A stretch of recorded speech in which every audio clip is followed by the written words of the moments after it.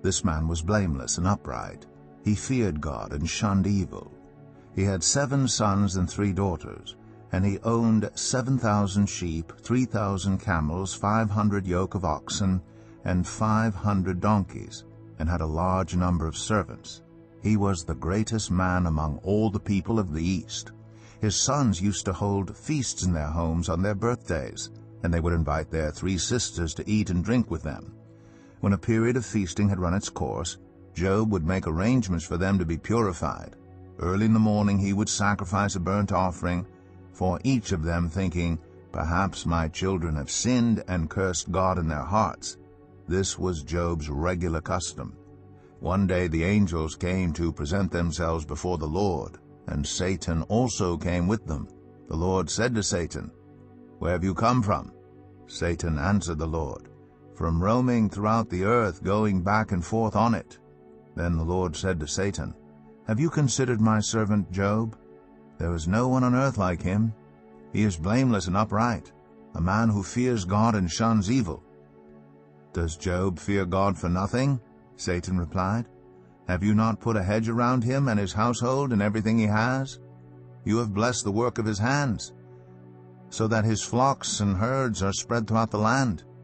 But now stretch out your hand and strike everything he has, and he will surely curse you to your face." The Lord said to Satan, "Very well then, everything he has is in your power, but on the man himself do not lay a finger." Then Satan went out from the presence of the Lord. One day, when Job's sons and daughters were feasting and drinking wine at the oldest brother's house, a messenger came to Job and said, "The oxen were plowing, and the donkeys were grazing nearby, and the Sabaeans attacked and made off with them. They put the servants to the sword, and I am the only one who has escaped to tell you." While he was still speaking, another messenger came and said, "The fire of God fell from the heavens and burned up the sheep and the servants, and I am the only one who has escaped to tell you." While he was still speaking, another messenger came and said, "The Chaldeans formed 3 raiding parties and swept down on your camels and made off with them. They put the servants to the sword, and I am the only one who has escaped to tell you." While he was still speaking, yet another messenger came and said, "Your sons and daughters were feasting and drinking wine at the oldest brother's house, when suddenly a mighty wind swept in from the desert and struck the 4 corners of the house.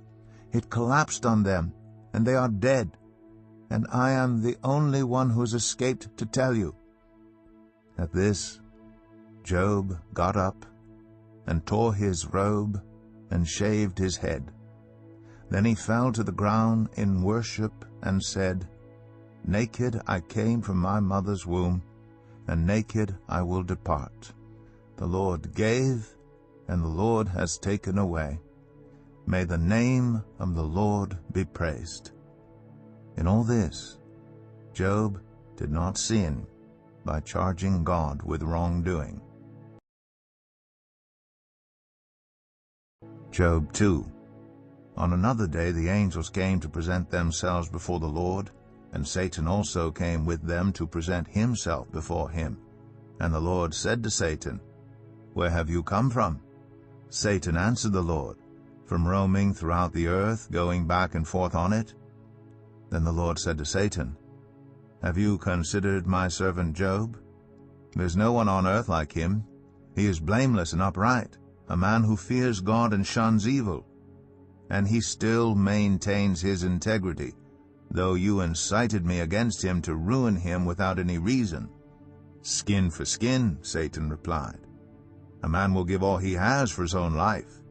But now stretch out your hand and strike his flesh and bones, and he will surely curse you to your face." The Lord said to Satan, "Very well then, he is in your hands, but you must spare his life." So Satan went out from the presence of the Lord, and afflicted Job with painful sores from the soles of his feet to the crown of his head. Then Job took a piece of broken pottery and scraped himself with it as he sat among the ashes. His wife said to him, "Are you still maintaining your integrity? Curse God and die." He replied, "You are talking like a foolish woman." Shall we accept good from God and not trouble?" In all this, Job did not sin in what he said.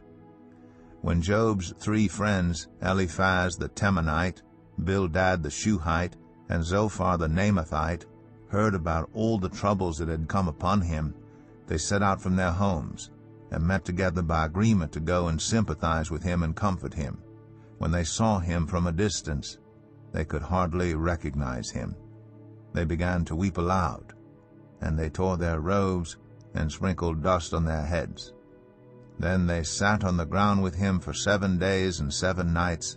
No one said a word to him, because they saw how great his suffering was. Job 3.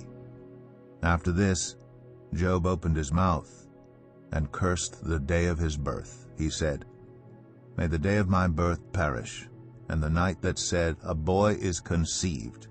That day, may it turn to darkness. May God above not care about it. May no light shine on it. May gloom and utter darkness claim it once more. May a cloud settle over it. May blackness overwhelm it.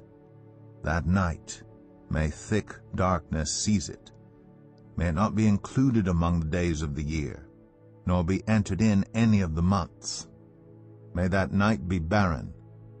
May no shout of joy be heard in it. May those who curse days curse that day, those who are ready to rouse Leviathan. May its morning stars become dark. May it wait for daylight in vain, and not see the rays of dawn. For it did not shut the doors of the womb on me to hide trouble from my eyes. Why did I not perish at birth and die as I came from the womb? Why were there knees to receive me and breasts that I might be nursed? For now I would be lying down in peace.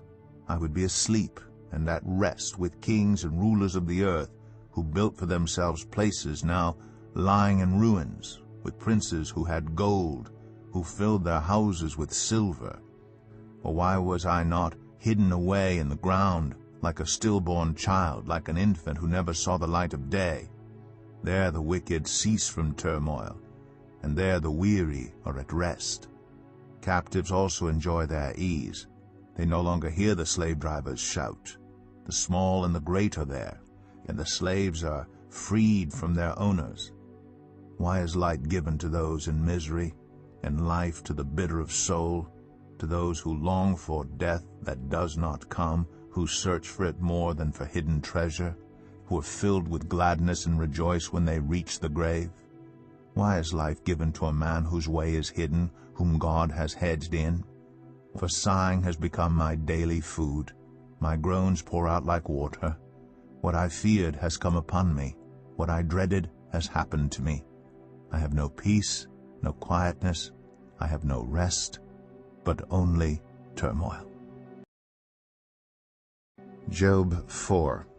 Then Eliphaz the Temanite replied, "If someone ventures a word with you, will you be impatient? But who can keep from speaking? Think how you have instructed many, how you have strengthened feeble hands. Your words have supported those who stumbled. You have strengthened faltering knees. But now trouble comes to you, and you are discouraged. It strikes you, and you are dismayed. Should not your piety be your confidence, and your blameless ways your hope? Consider now, who being innocent has ever perished? Where were the upright ever destroyed? As I have observed, those who plow evil and those who sow trouble reap it. At the breath of God they perish. At the blast of his anger they are no more. The lions may roar and growl, yet the teeth of the great lions are broken. The lion perishes for lack of prey, and the cubs of the lioness are scattered. A word was secretly brought to me. My ears caught a whisper of it. Amid disquieting dreams in the night, when deep sleep falls on people, fear and trembling seized me and made all my bones shake. A spirit glided past my face, and the hair on my body stood on end. It stopped, but I could not tell what it was. A form stood before my eyes, and I heard a hushed voice. Can a mortal be more righteous than God? Can even a strong man be more pure than his Maker? If God places no trust in his servants, if he charges his angels with error, how much more those who live in houses of clay, whose foundations are in the dust, who are crushed more readily than a moth? Between dawn and dusk they are broken to pieces, unnoticed. They perish forever. Are not the cords of their tent pulled up, so that they die without wisdom? Job 5. Call if you will, but who will answer you? To which of the holy ones will you turn? Resentment kills a fool, and envy slays the simple. I myself have seen a fool taking root, but suddenly his house was cursed. His children are far from safety, crushed in court without a defender. The hungry consume his harvest, taking it even from among thorns, and the thirsty pant after his wealth. For hardship does not spring from the soil, nor does trouble sprout from the ground. Yet man is born to trouble as surely as sparks fly upward. But if I were you, I would appeal to God. I would lay my cause before him. He performs wonders that cannot be fathomed, miracles that cannot be counted. He provides rain for the earth. He sends water on the countryside. The lowly he sets on high, and those who mourn are lifted to safety. He thwarts the plans of the crafty, so that their hands achieve no success. He catches the wise in their craftiness, and the schemes of the wily are swept away. Darkness comes upon them in the daytime. At noon they grope as in the night. He saves the needy from the sword in their mouth. He saves them from the clutches of the powerful. So the poor have hope, and injustice shuts its mouth. Blessed is the one whom God corrects. So do not despise the discipline of the Almighty. For he wounds, but he also binds up. He injures, but his hands also heal. From 6 calamities he will rescue you. In 7 no harm will touch you. In famine he will deliver you from death, and in battle from the stroke of the sword. You will be protected from the lash of the tongue, and need not fear when destruction comes.